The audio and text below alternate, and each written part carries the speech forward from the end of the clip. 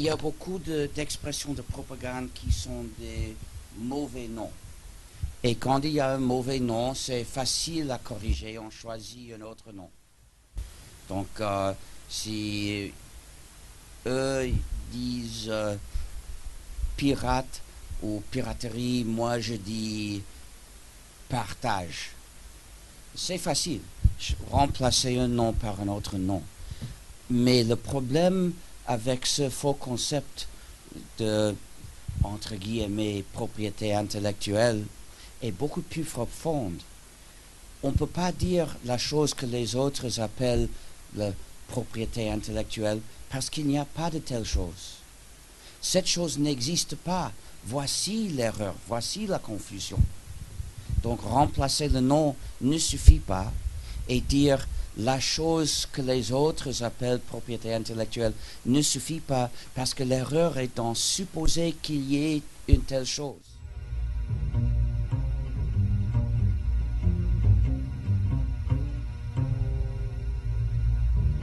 C'est un mot que je trouve extrêmement dangereux. En écoutant Feldman, j'avais une image qui s'imposait à moi, c'est celle de l'arc-en-ciel. Quand on parle de l'arc-en-ciel, de quoi parle-t-on? Et on peut se disputer pour savoir où commence cet arc-en-ciel, où il va, etc. Toutes questions qui sont absurdes, puisqu'on parle d'un arc-en-ciel comme s'il existait. Or, on sait maintenant, bien sûr, qu'il n'existe pas. Mais le simple fait de parler d'un arc-en-ciel est en train de nous propulser dans une direction qui va nous faire dire des sottises. Et on posera la question, mais où commence-t-il, où s'arrête-t-il, quel est le nombre des couleurs, etc. Et on dira n'importe quoi. Autrement dit, chaque fois que je parle d'arc-en-ciel, je parle d'un objet dont je peux dire que je l'ai perçu, mais dont je sais pertinemment qu'il n'existe pas. Par conséquent, je ne vais pas élaborer toute une législation à propos des arcs-en-ciel. À qui appartient-il cet arc-en-ciel que vous voyez, que moi je vois? Je l'ai vu avant vous, vous l'avez vu après moi, c'est moi qui suis le premier. C'est de l'absurdité.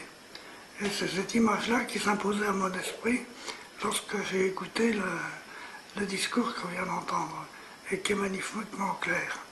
Autrement dit, derrière le mot propriété intellectuelle se camoufle au fond le désir de tromper. Parler de propriété intellectuelle, c'est parler, de propriété, d'idées, d'intelligence, et à chaque fois on ne sait plus de quoi on parle. Mais on peut imaginer que c'est la propriété, c'est le droit de possession qui va être exclusif sur un certain nombre de raisonnements. C'est ça que j'appellerais la propriété intellectuelle, c'est le fait que pour utiliser les résultats de telle ou telle activité de l'intelligence, je dois payer ou pas, ne pas payer. Au fond, propriété signifie mise à l'intérieur du système économique. Autrement dit, donner du sens à la valeur d'une idée, ce qui est une idée assez pittoresque, complètement absurde. Quelle est la valeur de la poussée d'Archimède? C'est une idée extraordinaire qu'a eu Archimède de remplacer un objet par la quantité d'eau que l'on peut mettre à sa place. C'est très astucieux. J'imagine Archimède s'apercevant de ce qu'il a découvert et ayant suivi des cours d'économie, disant « mon idée, voilà ce qu'elle vaut ». Évidemment, c'est absurde. Eh bien, pour moi, propriété intellectuelle, c'est complètement à côté de toute réalité. D'autre part, l'activité intellectuelle, comment est-ce qu'elle se déroule? Comment est-ce qu'elle peut déboucher sur le monde de l'appropriation? Ça me semble invraisemblable, étant donné que quand l'un d'entre nous a une idée, elle lui vient à l'esprit, comment peut-il dire que c'est lui qui l'a trouvée ou un autre? tous ceux qui écoutent leur propre activité intellectuelle se rendent compte que ce qu'il y a de plus riche dedans, c'est ce qui vient de l'extérieur.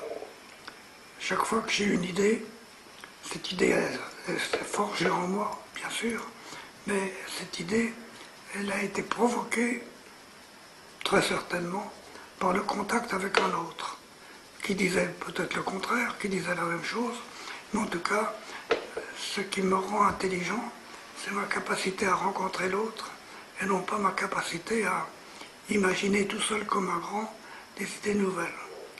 Une idée ne peut pas appartenir à quelqu'un, sinon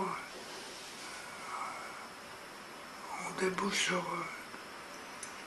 sur l'impossibilité, par exemple, d'être poète. Lorsque Rimbaud dit « je est un autre », c'est une idée astucieuse, mais est-ce que c'est une idée de Rimbaud tout seul, ou est-ce que c'est un jeu qu'il a créé dans cette discussion avec d'autres?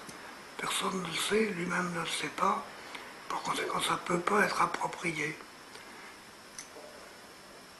Finalement, il ne reste rien du mot propriété intellectuelle.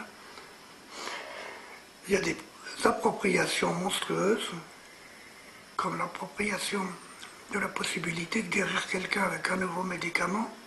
L'idée que ça soit soumis à un droit d'entrée, car c'est ça l'objectif de la propriété intellectuelle, cette idée-là me semble au minimum barbare et au pire monstrueuse.